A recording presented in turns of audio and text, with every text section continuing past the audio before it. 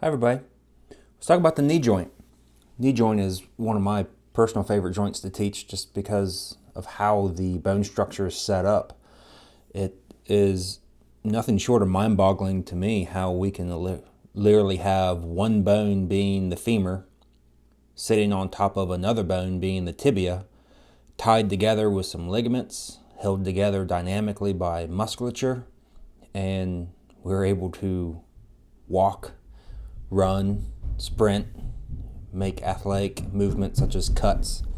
It's really a really cool joint when we consider it for what it really is.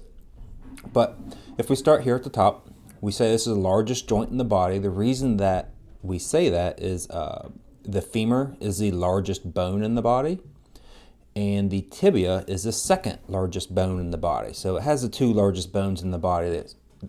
Therefore, it's typically considered the largest joint in the body. It's quite complex. When we say complex, from a movement analysis standpoint, it's not so bad. When we look at the movement analysis for this chapter, everything is flexion, extension. So you just have to memorize your knee flexors, memorize your knee extensors, get your concentric, eccentric right, and you're good to go. But it's the small, minute movements of the knee that make it quite complex. The really small movements are what allow us to line the knee up perfectly with every single step that we take. So we'll talk more about that here in just a few slides.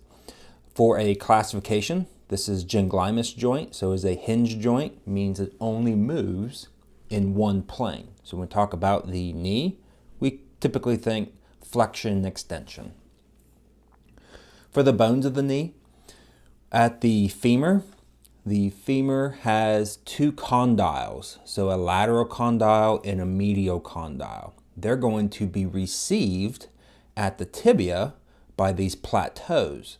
So we call this the lateral plateau and this the medial plateau. We also have some bony landmarks here. The tibial tuberosity is one that you should be familiar with because this is your insertion point for your quadriceps muscle.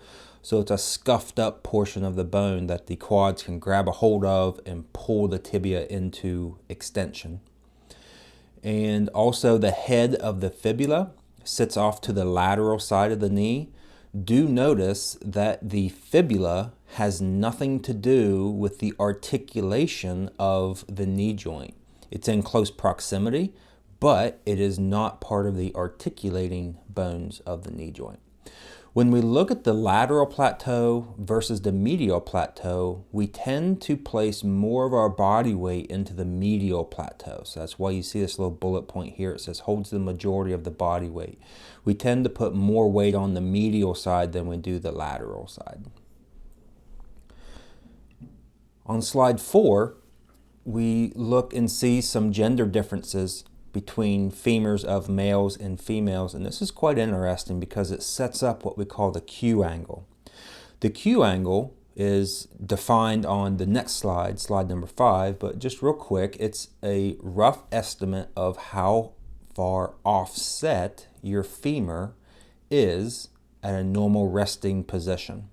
So it's that offset that we determine as a Q angle. On average, the population sees a female has a wider Q angle than a male. So as a result, we're going to see some gender differences here at the condyle. So remember the previous slide, we said you have a medial condyle and a lateral condyle. Well, the space in between your medial and lateral condyle is called an intercondylar notch, meaning it's a space in between your two condyles. The wider this notch becomes, the less your femur can be offset for a Q angle. So on average, we say males have a slightly wider intercondylar notch, which equates to less of a Q angle for the femur. Females have a slightly more narrow intercondylar notch, which equates to a larger Q angle. And keep in mind, these are normative values. So some males may have a wider Q angle than some females and vice versa. But on average, we say that the ladies have a slightly larger Q angle than males. The normal range is about 12 to 15%. So within that range, we'll see majority of the population fall. How do we measure this? It's a really easy measurement. We say vertical line from the ASIS to the center of the patella. So if we look at this image right here with the 12-degree Q angle, here's your ASIS, and then you see the solid line is going right down through the center of the patella. So that's line number 1. Line number 2 is a vertical line between the center of the patella and the tibial tuberosity. So right here, this dashed line, right where my cursor is, that is the tibial tuberosity. Then here is your center of the patella. So we can make this dashed line. And then very simply, we can see that the angle between the dashed line and the solid line is 12 degrees. So that's where we say that is the individual's Q angle. And then on this image, same bony landmarks, but this would be 16 degrees. So this puts a little bit of strain on the ACL when it twists, and this tends to have a greater impact in females. We do know that females have a higher rate of ACL injuries. However, the research really does not support the thought that the Q angle has anything to do with this. There's some other things that tend to be stronger predictors, but the textbook is just stating the facts here. 1 being a Q angle, 2 being ACL injuries, but the research is saying one other aspect, that the Q angle really has very little to do with the ACL injuries in females. There's an extra credit reading article that is posted, and it kind of lays it out a little better. The hamstrings are able to reinforce the ACL dynamically, and on a population range, we see that females have better hamstring flexibility. So that seems to be one of the stronger arguments as to why females have more ACL injuries, because they have more flexible hamstrings, and the more flexible that hamstring is, the less stability it can provide to the ACL. So there's kind of some pros and cons there with flexibility. A lot of times with joint health, we say we want really good flexibility, but this would be one side of the equation where we say, too much flexibility could actually lead to a higher risk for ACL injuries. For the knee joint, we mentioned earlier that it is quite complex. So this is considered a rolling motion. So if we just kind of visualize the femur going into extension, it rolls up on top of the tibia, and as you go into flexion, it rolls back into flexion. The unequal points of contact help limit the wear and tear on the cartilage within the knee. And then we also have what we call the femur fall off, meaning as you go from extension into flexion, what is preventing the femur from falling off posteriorly? Well, the answer is the ligaments. The ligaments within the knee joint, your ACL, PCL, MCL, LCL, and we'll define those later. But those ligaments are what is holding those two bones together and prevents what we consider this femur fall off. So here on slide 7, this is where we're going to spend a good bit of time because it's fairly complex. We like to say the femur and tibia can go into flexion, extension, ginglymus joint. However, we have really small accessory motions. So my advice is to memorize what happens during flexion, and then you could just reverse these for extension. So during flexion, we actually see a little bit of lateral rotation of the femur.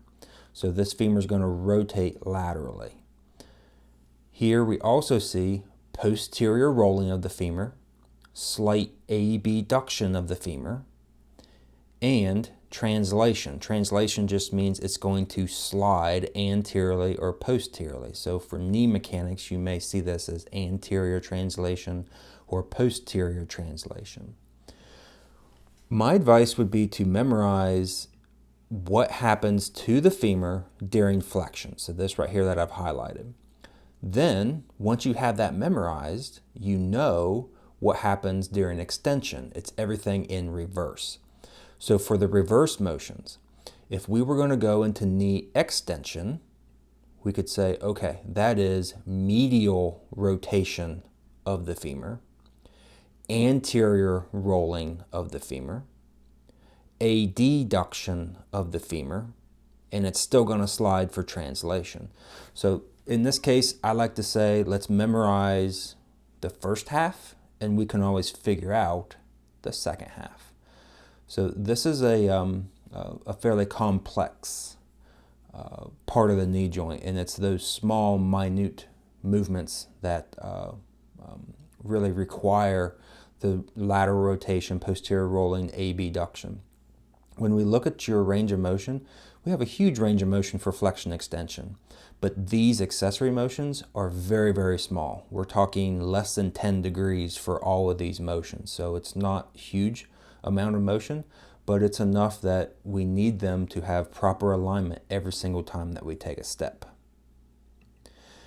So from this previous slide, I had mentioned flexion extension. Okay, well that's in a sagittal plane, but for lateral rotation, that's in a transverse plane.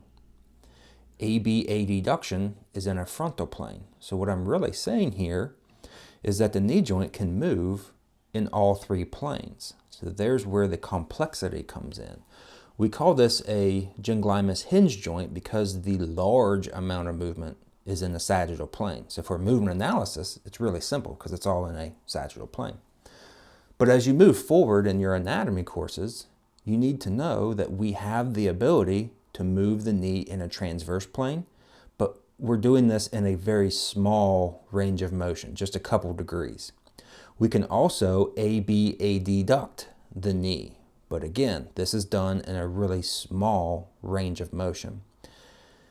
So some textbooks could even argue that if you have 6 degrees of freedom, you're moving in all three planes, this knee joint should be a ball and socket. But as you would come to learn, most textbooks still are calling this a hinge gynglimus joint because the dominant movement is in the sagittal plane, and then the transverse and frontal plane movements are just very small and accessory motions.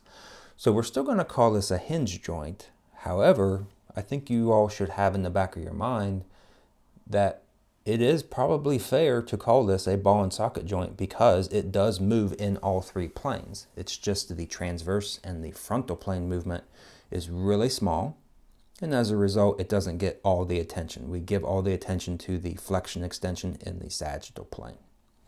Okay, I'm going to wrap up this video here, and we'll start the next one.